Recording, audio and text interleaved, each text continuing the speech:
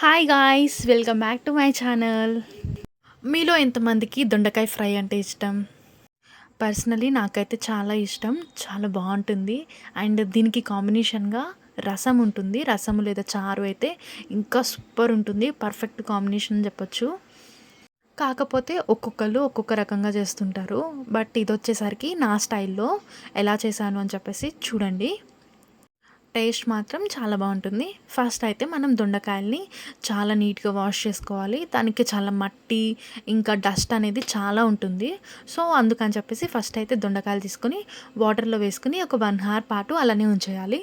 ఆ తర్వాత ఆ వాటర్ తీసేసి అదే దొండకాయల్లో మళ్ళీ ఇంకొంచెం వాటర్ యాడ్ చేసుకుని కొంచెం సాల్ట్ కూడా వేసుకుని ఆ తర్వాత బాగా రబ్ చేసుకుంటూ కడిగి అప్పుడు వాటిని మనమైతే యూస్ చేసుకోవాలి కర్రీకి.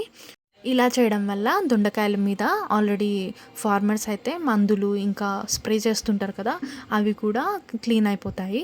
సో దొండకాయలు అనగానే మనం ఎప్పుడు ఇట్లా రౌండ్గా కాకుండా ఒక్కసారి ఇలాగా నేను చూపించినట్టుగా పొడుగ్గా కూడా కట్ చేసుకోండి. ఎలా అంటే ఒక పెళ్ళిళ్ళల్లో క్యాటరింగ్స్లలో వాటిలో పెడతారు కదా దొండకాయ ఫ్రై, ఆ విధంగా వస్తుంది. కర్రీ అయితే చాలా బాగుంటుంది.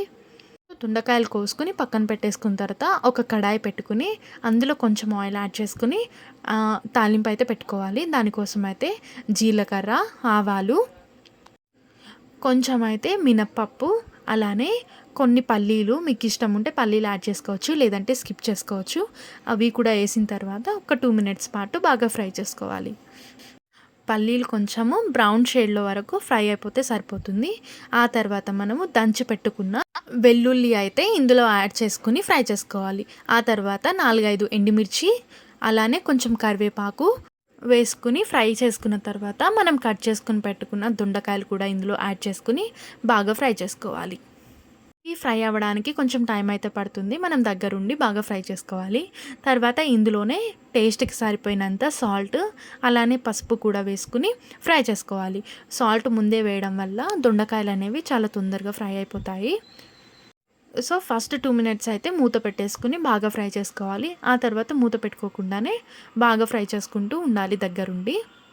ఒక 10 minutesకి దొండకాయలు అయితే ఈ విధంగా ఫ్రై అయిపోతాయి. కాకపోతే కొంచెం కొంచెం పచ్చిగా ఉంటుంది అక్కడక్కడ. సో ఇంకొక 2 minutes పాటు అయితే మనం బాగా ఫ్రై చేసుకోవాలి.